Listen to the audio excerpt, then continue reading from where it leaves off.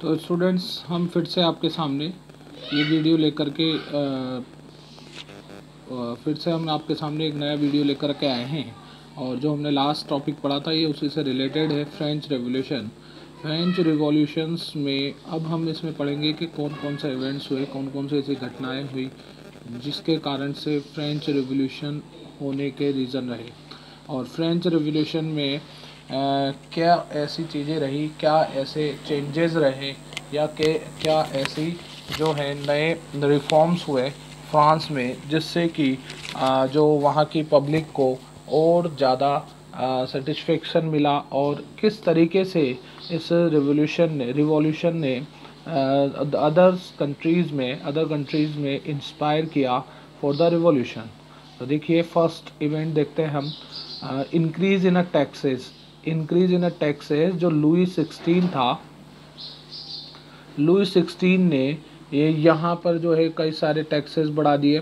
और वो टैक्सेस जो टैक्सेस उसने बढ़ाए थे तो वो किस कारण से बढ़ाए थे वो भी हम इसमें देख लेते हैं। तो देखिए, टैक्सेस में Louis 16 had increase taxes for the reason you have learned in a previous section.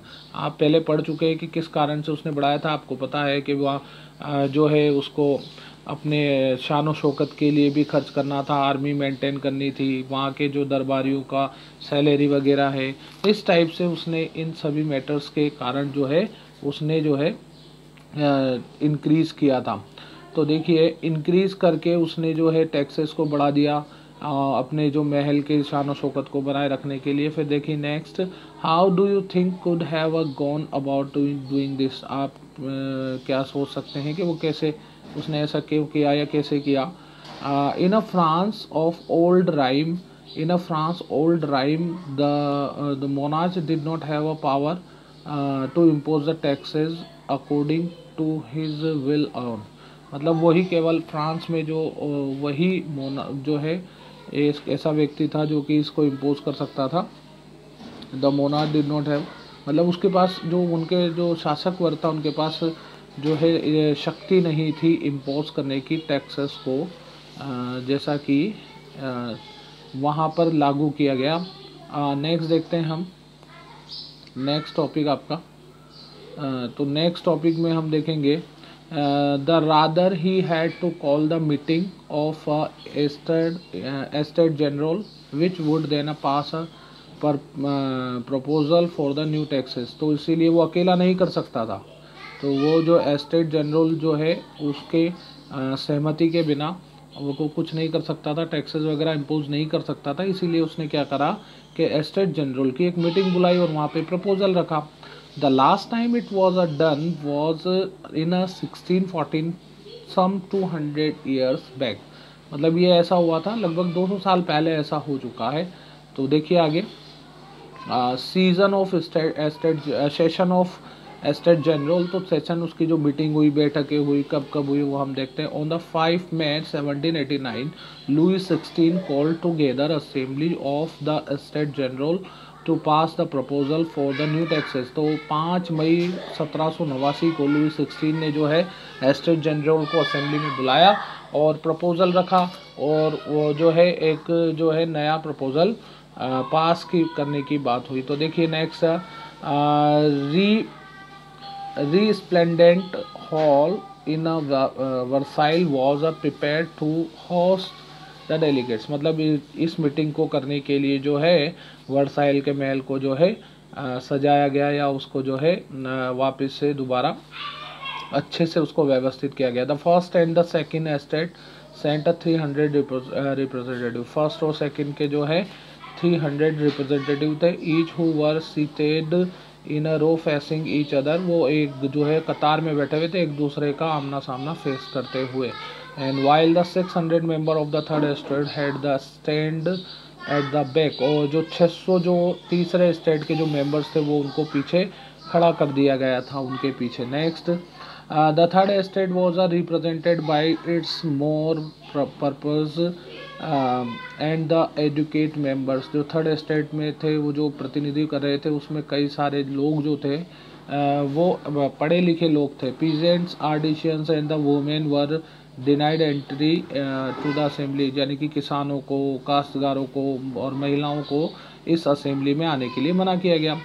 आगे देखते हैं, how there the grievances and demand were listed in the some 40,000 letter which the representative had brought with them. मतलब कि 40,000 जो letters, कितने, 40,000, 40,000, so many, 40,000 letters जो है जो अपनी डिमांड्स को, जो थर्ड स्टेट के लोग थे वो अपने साथ में लेकर आए थे, उनके प्रतिनिधियों को साथ में भेजा गया था।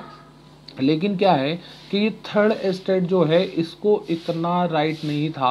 आपको जैसे मैंने पहले भी बताया था कि यहाँ पर ईच ग्रुप को जो वोट डालने का राइट था वो ओनली 1 वोट था, और नंबर ऑफ कैंडिडेट्स जो है थर्ड स्टेट के ज़्यादा थे।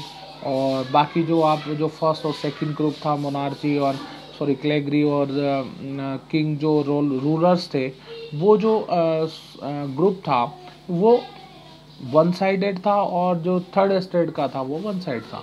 तो ज़्यादातर जो इसके अंदर जो ज़्यादातर जो साइड जो लिए जाती थी वो मोनार्ची या रूरल्स के साइड में ही लोग ज़्यादा हुआ करते थे, क्योंकि 3 वोट या 3 जो वोट हुआ करते थे, जिसमें से 2 तो है वो किंग के साइड थे और 1 जो था वो थर्ड स्टेट का था। तो इसीलिए क्या है कि इसमें थोड़ा सा डिस्क्रिमिनेशन था आपस में, कि थर्ड स्टेट को बहुत पीछे रखा जाता था। आप जैसे देख रहे हैं कि जो रोज़ में भी, थर्ड रो में भी थर्ड स्टेट के लोग खड़े होकर के असेंबली में रहा करते थे, और बाकी जो है अदर आपस में बैठ करके डिस्कस करते थे। नाउ देख, voting in a state general in the past had been conduct according to the principle that each state had a 1 vote. जैसे कि आपको बता रखा है, वहाँ पे स्टेट जनरल की मीटिंग में जो वोटिंग हुआ करती थी उसमें हर स्टेट के ग्रुप को एक ही वोट डालने का जो राइट था। This time to Louis 16 was a determined to continue the same practice. और इस बार भी लुइस 16 ने उसी प्रकार का चीज़ को अपनाया। But the member of the third state demand that voting now be conducted by the assembly as a whole where each member would have 1 vote। मतलब प्रत्येक व्यक्ति को वोट डालने का अधिकार दिया जाए, प्रत्येक व्यक्ति को वोट डालने का अधिकार दिया जाए, हर व्यक्ति चाहे वो हर ग्रुप के मेंबर्स को वोट डालने का राइट दिया जाए। ऐसे जो है डिमांड जो है थर्ड स्टेट के लोग कर रहे थे, क्योंकि वहाँ पर जो है इक्वलिटी नहीं थी। जो इक्वलिटी नहीं थी, हर ग्रुप को एक वोट डालने का था, तो मोस्ट ऑफ वोट्स जो यानी कि 2 वोट को जो है रूरल साइड रहते थे। तो इसीलिए क्या है, थर्ड स्टेट के लोगों ने, एजुकेटेड लोगों ने ये डिमांड की। This was one of the democratic principle this was one of the democratic principle put forward by the philosopher like Rousseau and in the book of social contract। तो Rousseau की एक book थी social contract, उसमें इस चीज़ के बारे में बताया गया है कि ये जो आप प्रत्येक व्यक्ति को वोट डालने का अधिकार है, इस प्रिंसिपल को उसने जो है लोकतांत्रिक सिद्धांत या लोकतांत्रिक प्रिंसिपल के रूप में बताया। किसने? रूसो ने। अब नेक्स्ट करते हैं, when the king rejected this proposal member of the third state walk out the assembly in a protest. यानी कि उसका विरोध करते हुए थर्ड स्टेट के लोग उसका विरोध करते हुए वहाँ से चले गए। तो देखिए, आप लोगों ने देखा कि कहाँ से जो है विरोध की भावना जो है या प्रोटेस्ट की भावना जो है वो उत्पन्न हुई। तो आगे हम इसमें पढ़ेंगे। देखिए, formation of a national assembly. तो असेंबली का फॉर्मेशन कैसे हुआ, आपको डायग्राम में भी दिखा रखा है।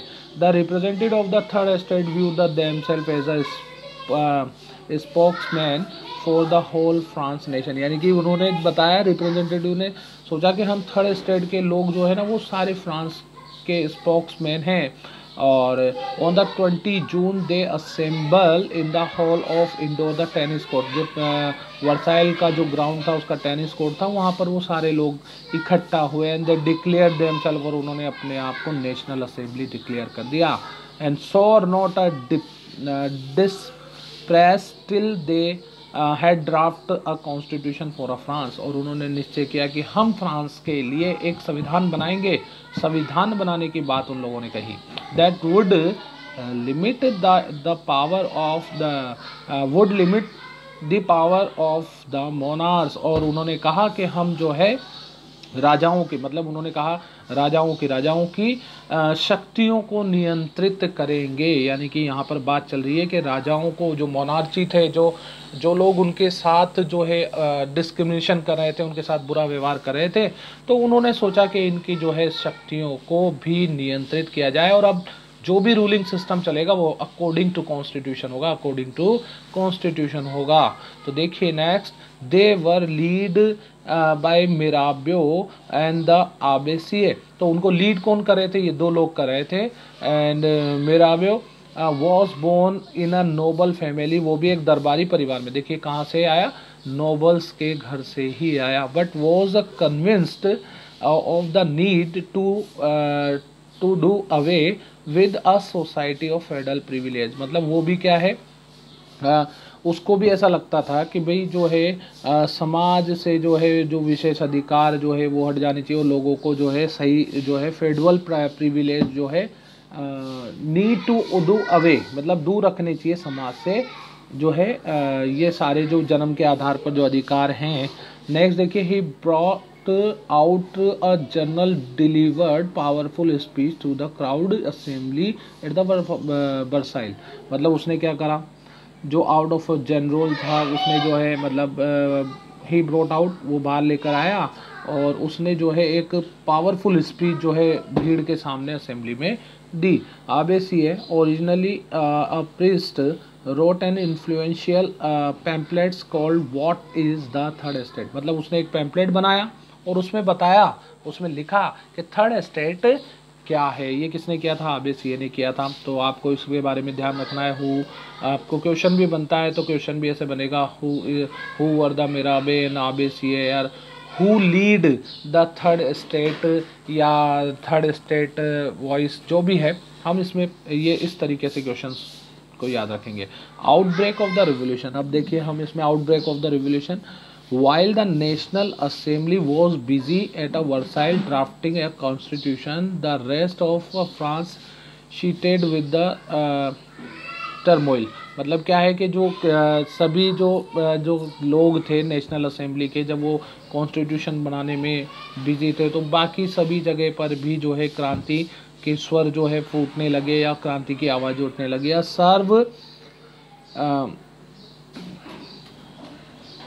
Saver winter had mean a bad harvest. मतलब क्या हुआ कि सर्दी के दौरान जो है फसलें जो है वो उनका नुकसान हुआ। The price of bread rose often, baker exploit the situation hold the supply. मतलब क्या हुआ कि जो बेकर्स थे वो भी इस चीज़ का जो है फ़ायदा उठा रहे थे, और जो है और ज़्यादा जो है इससे स्थिति और ज़्यादा बिगड़ गई थी ब्रेड का, यानी कि वहाँ पे जो भोजन खाद्य पदार्थों का दाम है बहुत ज़्यादा बढ़ गए थे।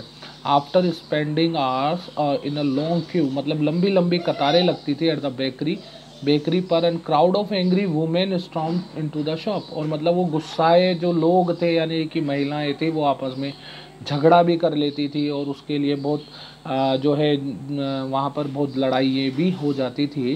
कहाँ पर? बेकरी शॉप पर। मतलब वहाँ की जो फ्रांस की जो स्थिति है वो काफ़ी बिगड़ गई थी इस दौरान, क्योंकि क्या है कि प्रकृति की मार भी उन्हें झेलनी पड़ रही थी, और वहाँ के रूरल्स और वहाँ के जो है हाई सोसाइटी, हाई प्रोफाइल लोग से जो रूलिंग सिस्टम में थे, या जो है रिलीजियसली जो है अपर क्लास में थे, वो लोगों के कारण।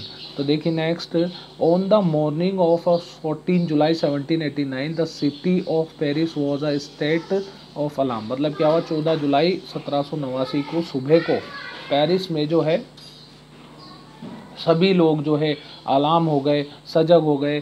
The king had commanded troops, मतलब जो राजा थे उसने कमांड दिया जो सेना टुकड़ी थे उसको मूव ऑन द सिटी, शहर की ओर जाने के। And rumours spread that would soon order the army open fire upon the citizens. और ये र्यूमर का मतलब अफवाह, ये अफवाह फैला दी, ये झूठी खबर फैला दी गई कि जो है राजा ने सेना को आदेश दिए हैं। किस बात के आदेश दिए? कि जो है लोगों पर जो है ओपन फायर करे, लोगों पर ओपन फायर करे। सम 7,000 men and women gathered in front of the town hall and decided to form people militia, मतलब उन्होंने भी क्या है 7,000 जो महिलाएं और पुरुष जो है एक साथ इकट्ठे हुए और कस्बे में उन्होंने निश्चय किया कि वो भी जो है अपनी जो है सेना या फिर उनके सेना के खिलाफ जो है विरोध करेंगे, प्रोटेस्ट करेंगे और वो भी अपनी एक तरह से सेना बनाएंगे। They break into the number of government building search of arm, मतलब हथियारों की तलाश में उसने कई सारे जो गवर्नमेंट बिल्डिंग थे उन लोगों ने उनको भी नष्ट कर दिया, धराशायी कर दिया। Finally a group of several 100 people, यानी कि कुछ 100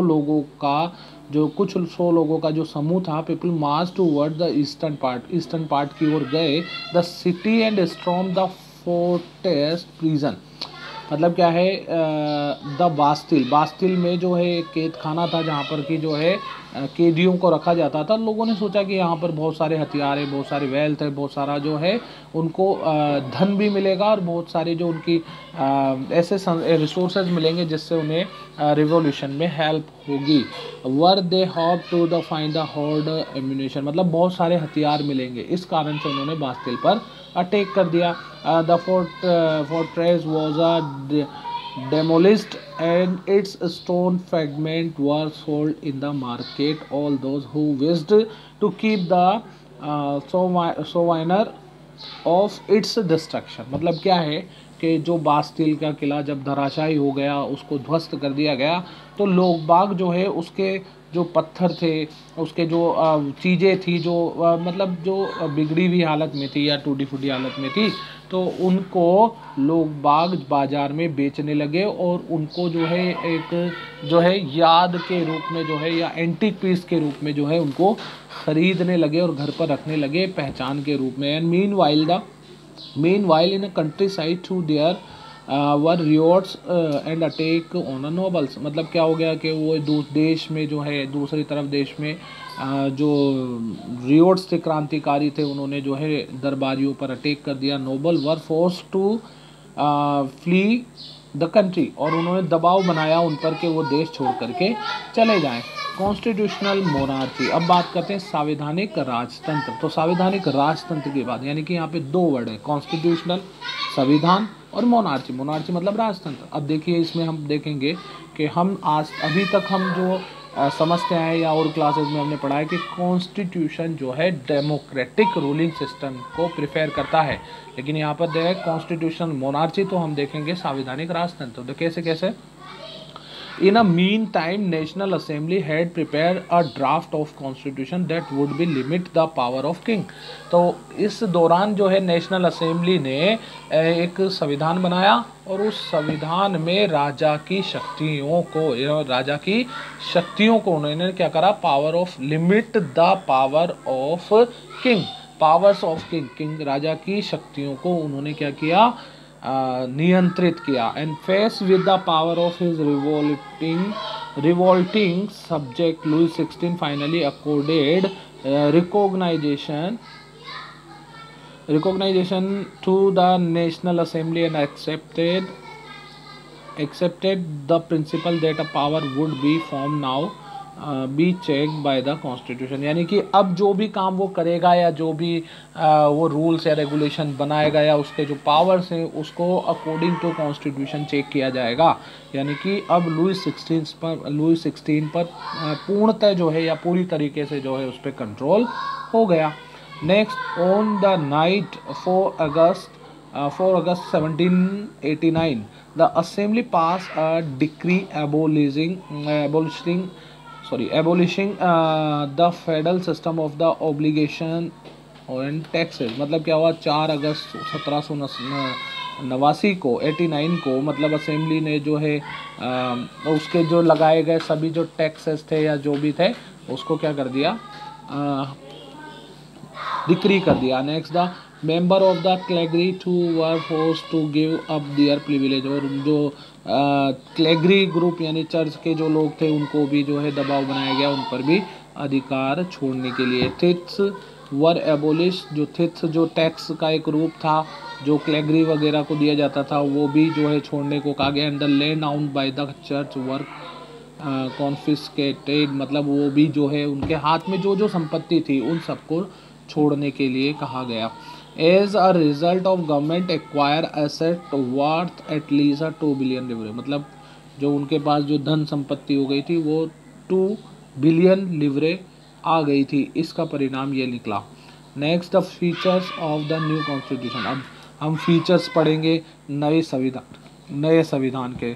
तो the national assembly complete the draft of the constitution in 1791। ये एक अच्छी बात है, एक इम्पोर्टेंट पॉइंट है कि भाई जो वहाँ पर नेशनल असेंबली ने 1791 में संविधान को कंप्लीट कर लिया, मतलब draft of the constitution in, मतलब उसके जो है निर्माण हो गया था। Now it's main object was limit the power of the monarch. इसमें सबसे मेन ऑब्जेक्ट था कि जो मोनार्च यानी कि शासक वर्ग या राजतंत्रीय जो लोग थे उनकी शक्तियों को सीमित किया गया। These powers instead of being concentrated in the hand of one person were now separate and the assigned to different institutions।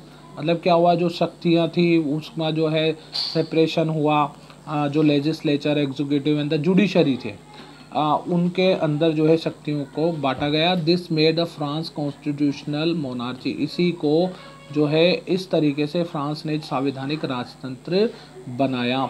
Next बात करते हैं हम the constitution of 1791 vest the powers make law in a national assembly which was indirectly elected. मतलब जो कानून बनाए गए थे नेशनल असेंबली में, जो कानून बनाए गए थे वो जो लोग जिन लोगों के द्वारा बनाए गए थे वो इनडायरेक्टली इलेक्टेड थे।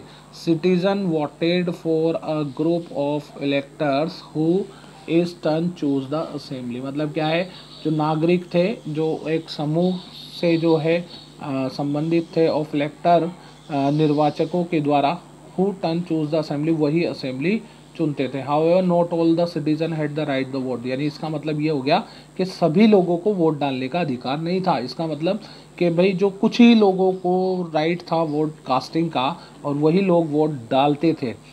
तो only men above the 25 year of age, यानी 25 साल का आदमी होना चाहिए, 25 साल का होना चाहिए। And who paid the taxes equal to the least 3 days of a labour wages. यानी मजदूर की 3 दिन की मजदूरी के बराबर अगर कोई आदमी टैक्स पे करता है, यानी कि टैक्स का भुगतान करता है, तो उसको वोट डालने का अधिकार था।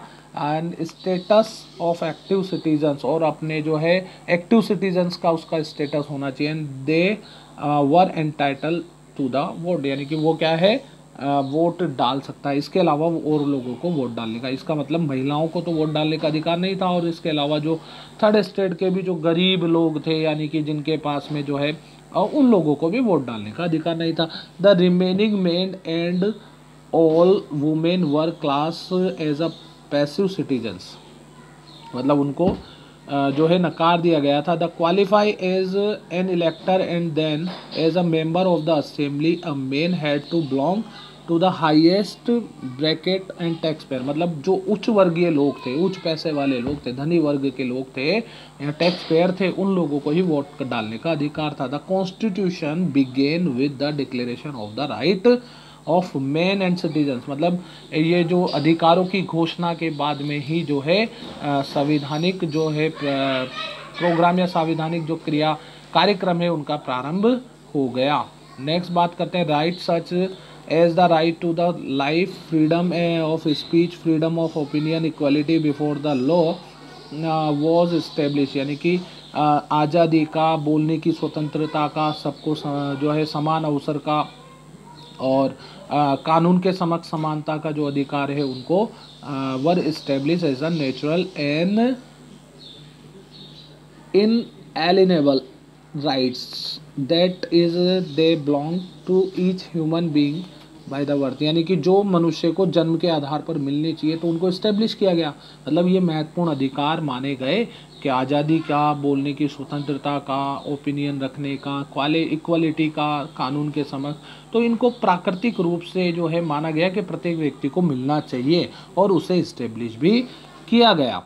And it was made the duty of a state protect each citizens natural rights. यानी कि जो प्रत्येक नागरिक के प्राकृतिक अधिकारों को, इसका मतलब है कि उनका संरक्षण यानी प्रोटेक्ट करना जो है स्टेट यानी राज्य, राज्य का मतलब फ्रांस में जो उस समय रूलिंग सिस्टम था और जो गवर्नमेंट थी उसका जो है क्या नाम से उसकी ड्यूटी बनती है कि वो उनके नेचुरल राइट्स को प्रोटेक्ट करे।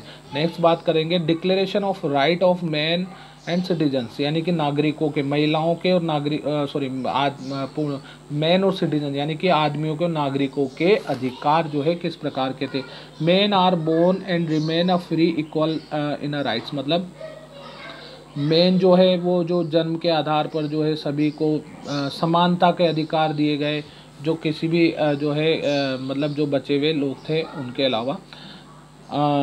Man are born and remain free and the equal rights, equal in rights मतलब जो है सभी को समान समझा गया और जो है उनको स्वतंत्र माना गया। The aim of every political association is the preservation of a natural and inalienable right of man. These are liberty, property, security and resistance of opens, मतलब इन अधिकारों को जो है सही बताया गया, प्राकृतिक बताया गया। The source of all sovereignty reside in a nation, तो सोवरेंटी जो है उसको भी महत्व दिया गया। No group of or individual may exercise authority that does not come from the people, मतलब व्यक्तिगत तौर पर जो है कोई भी गतिविधि नहीं कर सकती या किसी को भी अथॉरिटी नहीं है। नेक्स्ट हम बात करेंगे liberty consist of the power to do whatever is not injurious to the other and the law has the right to forbid only action are injurious of the injurious to the society. The law is expression of the general will.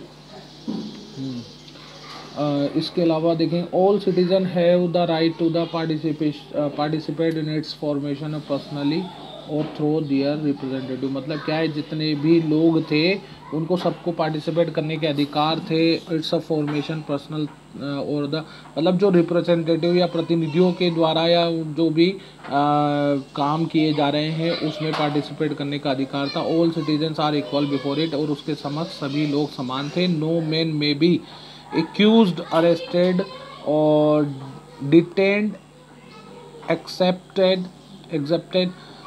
In case determined by the law, मतलब किसी भी व्यक्ति को जो है ऊंचा या नीचा जो है नहीं समझाया जाएगा, कोई भी संविधान से बड़ा नहीं है। नेक्स्ट बात करेंगे रिवोल्यूशनरी वॉर्स, क्रांतिकारी युद्ध। तो the situation in France continue to be tense during the following years, मतलब इस दौरान जो है फ्रांस की स्थिति काफ़ी जो है टेंस रही। Although Louis 16 had sign the constitution, भले ही उसने जो है लुई 16 ने जो है कॉन्स्टिट्यूशन साइन कर दिया होगा। He entered into the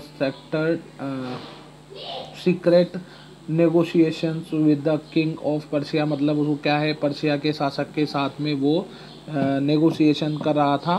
end ruler of the other neighbouring countries who were worried by the development in France and made the plan to send the troop put down the event that had been taking a place there since the summer of 79, मतलब आपस में जो वहाँ के पड़ोसी राज्य थे, पड़ोसी देश थे, वो इस बात की चिंता करने लगे कि फ्रांस का अब विकास कैसे होगा, तो उसके लिए वो प्लान करने लग गए, जो अपने सैनिक टुकड़ियों को भेजने लग गए और वो जो है 1789 तक ऐसा उन्होंने किया। आगे बात करेंगे Before this could happen, the National Assembly voted in April 1792 and declared war against the Persia and Austria, मतलब 1792 में फ्रांस ने जो है पर्शिया और ऑस्ट्रिया के विरुद्ध जो है युद्ध डिक्लेयर कर दिया। The French army sang the Marseillaise जो उनका राष्ट्रीय गीत था वो गाया गया। Song compose by the poet रोजे डी लास्ले, जो है इस कवि के द्वारा ये जो मार्सलीज जो है ये कंपोज किया गया। The Marseillaise is now the national anthem, जो अब जो है फ्रांस का मार्शली जो है राष्ट्रीय गीत है। देखिए ये भी 1 मार्क्स का एक क्वेश्चन बनता है, what is the Marseillaise, Marseillaise is the national anthem of France now. और ये जो है फ्रांस आर्मी के द्वारा गाया गया जब पर्शिया और ऑस्ट्रिया के साथ में वॉर डिक्लेयर हो गया था। The revolutionary war again brought losses the economy difficulties of to the people, यानी कि अब जो युद्ध हुए उन युद्धों से जो है जनता को और ज़्यादा कठिनाई का सामना करना पड़ा, आर्थिक रूप से वो पिछड़ने लगे। While the men were away fighting at the front women were left to cope with the task of earning and living and the looking after their families। मतलब सभी लोग जो है वहाँ के वो युद्ध में चले गए थे, तो महिलाओं पर जिम्मेदारी बढ़ गई थी। महिलाएं जो है अब अपने परिवार के लिए अर्निंग भी करती थी और लिविंग सोर्सेज भी जो है जुटाती थी और अपने परिवार की देखभाल करती थी। Large section of the population were convinced that the revolution had to be carried further as the constitution of 1791 gave the political right only to the richer section of the society। लेकिन 1791 के जो संविधान में जो राजनीतिक अधिकार है वो केवल जो है धनी वर्ग को ही दिए गए थे। जो बड़ी संख्या में जो जनसंख्या का जो सेक्शन था वो क्रांति में आगे भाग नहीं ले सकता था, या फिर जो है राजनीति में और आगे नहीं जा सकता था, क्योंकि ये अधिकार केवल कुछ ही लोगों को था। तो हम बात करेंगे आगे। Political club become an important rallying point for the people who wished to discuss the government policy. मतलब कि कुछ क्लब्स वगैरह जो है वो एक इम्पोर्टेंट जो पॉइंट्स बन गए, कुछ ऐसी जगह बन गई जहाँ पर लोग आपस में जो है सरकार की नीतियों पर, सरकार की योजनाओं पर जो है डिस्कस करने लगे, अपने अपने जो है विचार रखने लगे और वहाँ के उससे बारे में बात करने लगे। The most successful of this club, इनमें सबसे सफलतम रहा Jacobin club which got the name from the former convent of Saint Jacob in Paris. मतलब सेंट जैकब्स के नाम पर उसका नाम रखा गया।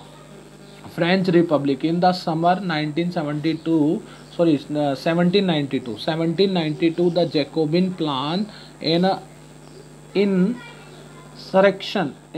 insurrection of a large number of Persians who were angered by the short supply and high price of food। मतलब क्या हुआ कि 1792 में जो जैकोबिन जो है योजना बना रहे थे कि लार्ज नंबर ऑफ पर्शियन जो थे वो उनके वर एंगर्ड थे शॉर्ट सप्लाई के कारण। जो प्राइसेस हाई हो रही थी फूड की और सप्लाई शॉर्ट थी, तो उसके कारण वो एंगर हो गए थे। On the morning of August 10 they stormed the places of Tuileries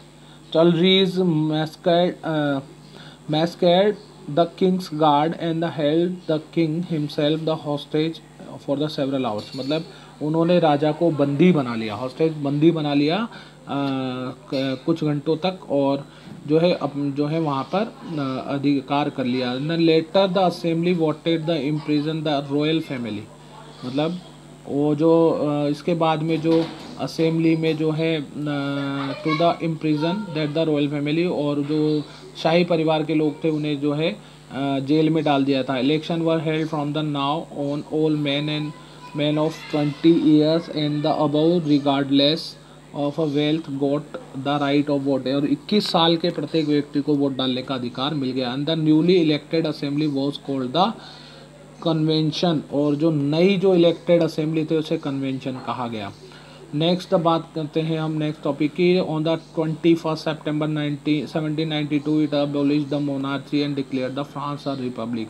और 21 सितंबर 1792 को जो है मोनार्ची को हटा दिया गया और फ्रांस को रिपब्लिक यानी गणतंत्रात्मक घोषित कर दिया गया। On the 21 Jain 1793 Louis 16 was executed publicly at the place de la Concorde on the charges of treason। मतलब क्या है कि सभी अपराधों को जो है उसके ऊपर आरोप लगाते हुए उसको जो है सजा दी गई। The queen Marie Antoinette met with the same fate of shortly after. मतलब उसके तुरंत बाद ही जो उसकी पत्नी थी उसको भी सजा दी गई।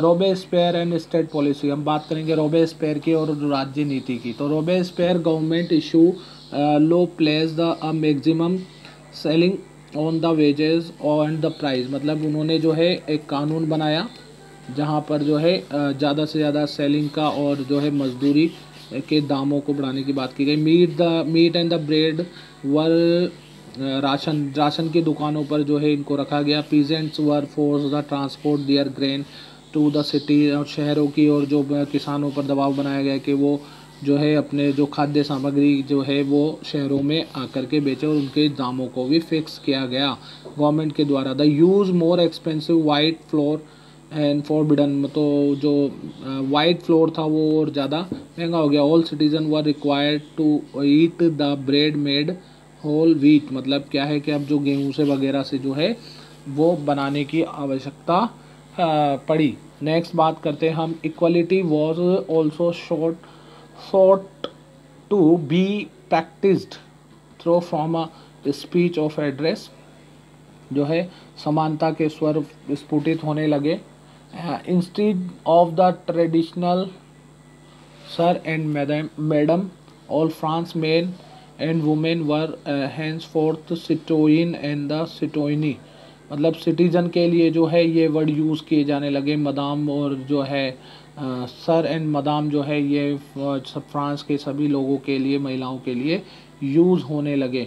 Church were shut down, church को बंद कर दिया गया। And their buildings converted barrack of the offices, और ऑफिसेस कार्यालय में उनको बदल दिया गया। द राइन ऑफ टेरर, यानी कि आतंक का दौर, तो देखिए पीरियड फ्रॉम द 1793 टू 1794, यानी 1793 से 1794 के दौर को राइन ऑफ टेरर कहा गया है। Is refer to the reign of terror. तो Robespierre follow a policy of the severe control and the punishment, मतलब उसने जो है नियंत्रण करने वाली नीति बनाई और सजा देने वाली कुछ नीतियां बनाई।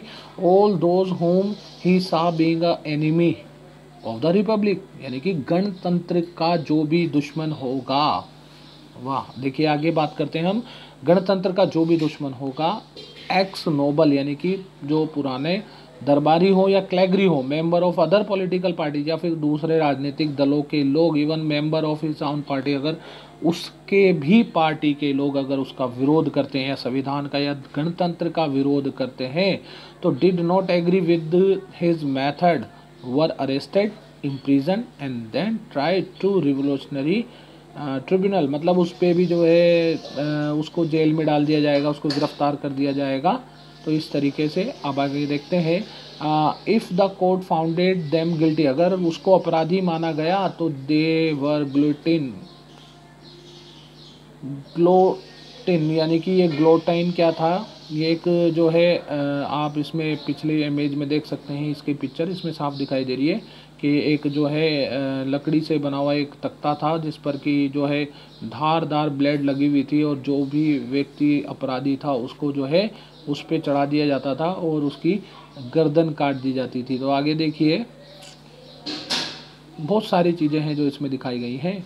आगे हम बात करते हैं कि it was name after the guillotine is a device consisted who two poles and the blade with which a person is beheaded, मतलब क्या है कि उसके धड़ से उसके गर्दन को अलग कर दिया जाता था। तो देखिए it was name after the guillotine who invented it, यानी कि जो डॉक्टर गुलेटिन थे उनके ही नाम पर इसका नाम रखा गया। Robespierre pursued his policy to relentlessly that even his supporters began to demand the moderation. Finally, the Robespierre was convicted by the court in July 1794, arrested and the next day sent to the guillotine. मतलब क्या हो गया, Robespierre भी 1794 में court में जो है convict हुआ, यानी कि उसको भी अपराधी माना गया और उसको गिरफ्तार कर अगले दिन ग्लोटिन पे चढ़ा दिया गया। डायरेक्टरी रूल्स फ्रांस, अब बात करते हैं। The fall of the Jacobin government allow the wealthier middle class seize the power, मतलब जो है मिडिल क्लास ने जो है उसके सीज कर दिया जो है उसके पावर्स को। न्यू कॉन्स्टिट्यूशन वॉज इंट्रोड्यूस, और नए संविधान को इंट्रोड्यूस किया गया। Which denied the vote to non propertied section, यानी कि जिसके पास संपत्ति नहीं है उसको भी वोट डालने के अधिकार दिए गए हैं। It provide for the 2 elected legislative council and these then appointed a directory and executive made up the 5 member, मतलब जो एक जो डायरेक्टरी और एग्जीक्यूटिव है उसके 5 सदस्य दल या 5 सदस्यों को अपॉइंट किया गया। नेक्स्ट बात करें हम, this was meant as the safeguard against the concentration of power in one man executive as under the Jacobin. इसका मतलब ये हुआ कि भाई जो है जो कंसंट्रेशन ऑफ द पावर, मतलब एक आदमी जो है उसके जैकोबिन के अंडर जो है दिस वॉज मीन्ड, इसका मतलब क्या है कि जो वो जो सुरक्षा के खिलाफ थे, जो कंसंट्रेशन उसकी शक्ति जो है एक आदमी के अंडर कंट्रोल थी तो उसके वो अगेंस्ट थे। However the director often clash with the legislative council who then sought dismiss them, and the political instability of the directory paved the way for the rise of the military dictator Napoleon Bonaparte. तो जब राजनीतिक रूप से अस्थिति या अस्थिरता उत्पन्न हो रही थी तभी एक डिक्टेटर, एक तानाशाह का उदय हुआ जिसका नाम था नेपोलियन बोनापार्ट। नेपोलियन बोनापार्ट के बारे में हम आगे पढ़ेंगे। तो थ्रू ऑल दीज चेंजेस, इन सभी बदलावों से the form of the government,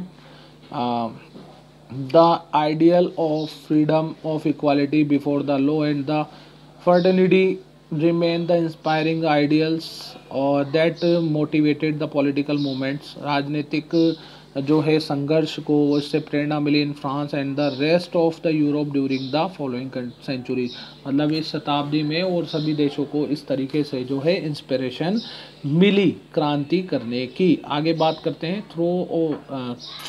next हम बात करेंगे फ्रांस अंडर द डिक्टेटरशिप, यानी कि तानाशाह के अंतर्गत फ्रांस। तो an army chief under the king Louis 16 namely Napoleon Bonaparte crown himself emperor of France 1804। मतलब क्या हुआ, लुई 16 के जो है आर्मी चीफ जो था लुई 16 का, जिसका नाम नेपोलियन बोनापार्ट था, वो सिंहासन पर बैठा 1804 में। He set out the conquer neighboring European countries and disposing dynasties and the creating the kingdom were the place the member of his family। मतलब उसने क्या करा कि जो पड़ोसी जो यूरोपियन राष्ट्र थे उनको जीत करके जो है वहाँ के वंशों को समाप्त कर जो है अपने राज्य की स्थापना की। अब बात करते हैं Napoleon saw his role as a moderniser of Europe, मतलब वो आधुनिक निर्माणकर्ता के रूप में अपने आप को देखता था। ही इंट्रोड्यूस मेनी लॉज, उसने कई कानून बनाए, such as the protection of a private property, व्यक्तिगत संपत्ति की सुरक्षा के लिए, and the uniform system of weight, उसने जो तोल माप की नीति भी जो है एक व्यवस्थित नीति बनाई। And the measure provide by the decimal system, वो डेसिमल सिस्टम प्रोवाइड कराया गया तोल माप का। आगे बात करते हैं initially many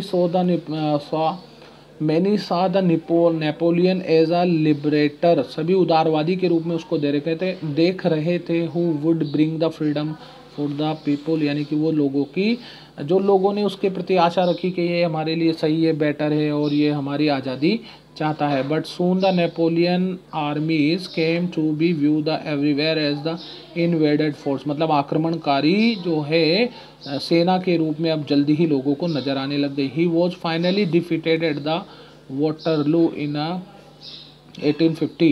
1815 sorry। Many of his measures that carried the revolutionaries ideas of a liberty and modern law of other part of Europe had impact on the people long after the Napoleon had left। Next बात करेंगे हम consequence की बात करेंगे हम। तो consequence में देखिए one important law that came into effect, एक महत्वपूर्ण कानून जो है वो इफ़ेक्ट यानी कि वो निकल करके सामने आया। Soon after the storming of Bastille in the summer 1789 was the abolishing the censorship, यानी कि सेंसरशिप को हटा दिया गया। Freedom of the press mean the opposing view of event and could be express, मतलब क्या हुआ कि जब प्रेस पर से जो है, सेंसरशिप का मतलब होता है कि कोई भी जो है प्रिंटिंग या फिर कुछ भी जो है प्रेस वगैरह जो है या किसी भी चीज़ को दिखाने का या छापने का जो है अधिकार जो है उसको छीन लिया जाए, उसको स्वतंत्रता नहीं दी जाए कि कुछ भी जो है मीडिया वगैरह जो है कुछ भी राजा की या वहाँ के जो सरकार की अनुमति के बिना कुछ भी चीज़ पब्लिश नहीं कर सकती, उसको सेंसरशिप कहा जाता है। जो प्रेस को इस तरीके की स्वतंत्रता मिलने के कारण उन्होंने जो है अपने विचारों को सबके सामने रखा, घटनाओं को भी लोगों के सामने रिप्रेजेंट किया। The declaration of the right of the man and citizens proclaim the freedom of speech and the expression to be natural right, मतलब इन सभी को जो है प्राकृतिक अधिकार घोषित कर दिया गया। The idea of liberty and the democratic right were the most important legacy of the France revolution, सबसे महत्वपूर्ण बिंदु रहे उदारवादी के, लोकतंत्र के, लोकतांत्रिक अधिकारों के। And these spread the France to rest of Europe during the 19th century where the federal system were abolish, जहाँ पर फेडरल सिस्टम जो है हट गया था वहाँ पर सभी को जो है फैलाने में जो इसमें मदद मिली। Colonised people revoke the idea of a freedom from the bondage into the movement, यानी कि जितने भी जो कोलोनाइज जो कंट्रीज थे, कोलोनाइज लोग थे, वो जागरूक हुए और इस विचार से आज़ादी का उनमें जो है विचार जागा। And to create the sovereign nation state, और सोवराइन नेशन स्टेट का जो है लोगों को निर्माण करने का अपने राष्ट्र को जो है प्रेरणा मिली। आगे बात करते हैं हम। Tipu Sultan and the Ram Mohan Roy are the two examples of individuals who respond to the idea coming from the revolutionary France, यानी कि टीपू सुल्तान ने और राजा राम मोहन राय ने इसका समर्थन किया व्यक्तिगत तौर पे। आगे बात करते हैं एबोलिशन ऑफ द स्लेवरी, यानी कि किस तरीके से जो है स्लेवरी का एबोलिशन हुआ। The slave trade began in the 17th century, 17वीं शताब्दी में जो 17वीं शताब्दी में जो गुलामों का जो है गुलामों का जो ट्रेड किया जाता था, जो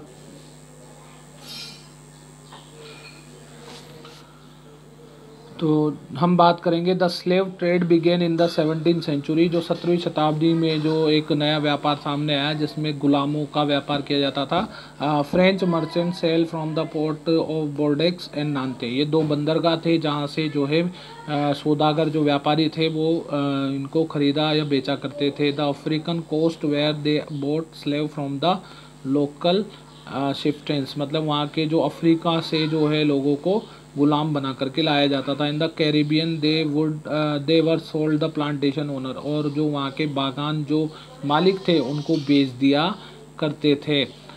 through out the 18th century there was a little criticism of a slavery in a France, मतलब जो है इसके प्रति 18वीं शताब्दी में फ्रांस में बुराई होने लगी, क्रिटिसिज्म होने लगा। The national assembly held long debate it, यानी कि इसके प्रति जो है बहस होने लग गई। But it did not pass any law, लेकिन कोई भी जो है इसके प्रति इसके खिलाफ जो है कानून नहीं बनाया गया। Fearing opposition from the businessman whose income depend on the slave trade, यानी कि इस पर बहुत से लोगों के, बहुत से बिजनेसमैन की जो है आमदनी डिपेंड करती थी। आगे बात करते हैं। One of the most revolutionary social reforms of the Jacobian rhyme was the abolition of the slavery in the French colonies इन 1794, 1794 में जो है औपनिवेशिक शासन के दौरान जो है गुलामों की जो है स्थिति पर कानून बनाए गए। तो देखिए इसमें हम बात करेंगे। This however turn out be short term measure. 10 years later Napoleon reintroduce the slavery, मतलब उसने फिर से इसको री इंट्रोड्यूस किया। Slavery was a finally abolish the France colonies 1848, 1848 में उसको हटा दिया गया। रोल ऑफ वोमेन, महिलाओं की भूमिका। From the very beginning of the women were active participant in the event which brought about the many important changes of France society। और इससे जो है महिलाओं की स्थिति में सुधार हुआ। they hope their involvement would be pressurized the revolutionary government introduced the measure improve their life। मतलब उनके जीवन में सुधार होगा ऐसी उन्होंने उम्मीद रखी थी। हम बात करेंगे आगे। In order to discuss and the voice their interest women started their own 60 political clubs, यानी कि 60 जो है अपने पॉलिटिकल क्लब्स और न्यूज़पेपर वो जो महिलाएं हैं वो चला रही थी। From the very beginning they demand the right of the vote, be elected the assembly and to hold the political offices. मतलब वो चाहते थे कि उनकी राजनीतिक रूप से भी उनकी भूमिका महत्वपूर्ण हो। As a result the government made a schooling compulsory for the all girls. इसीलिए जो सरकार ने, इसका परिणाम ये लिखा कि सरकार ने सभी महिलाओं के लिए स्कूलिंग अनिवार्य कर दी। Their father could no longer force them into the marriage against their will, यानी कि जब तक वो नहीं चाहेगी तो उनके पिताजी जो है या उनके जो पेरेंट्स है उन पर दबाव नहीं बना सकते शादी के लिए। Divorce was made a legal, तलाक को कानूनी रूप दिया गया। It was finally 1946 that women in France won the right to the vote. इसको अंडरलाइन, यह बहुत इंपॉर्टेंट पॉइंट है कि 1946 में महिलाओं को वोट डालने का अधिकार प्राप्त हुआ। बात करेंगे French revolution. French revolution was the mass uprising of the people of France against the dictatorial and the anti people policies of the monarch, यानी शासकों के विरुद्ध जो है और तानाशाह शासन के विरुद्ध जो है नीतियाँ या जो भी विचार थे वो ही फ्रांस की क्रांति में महत्वपूर्ण है। इट स्टार्टेड ऑन 14 जुलाई 1789 और 1789 को इसको स्टार्ट किया गया with an incident known the storming of Bastille, Bastille के जो है घटना से। Thank you very much. आगे हम और भी नई नई जानकारियाँ लेकर के आपके सामने फिर से प्रेजेंट होंगे। आप इस चैनल को ज़्यादा से ज़्यादा लाइक करें, शेयर करें और ताकि और बेल आइकन का बटन भी दबाएं जिससे कि आपको आपके सब्जेक्ट से रिलेटेड जो भी जो लेसन्स है, जो भी वीडियोज़ हैं वो आपको हम प्रोवाइड कराएं। Thank you very much and good bye.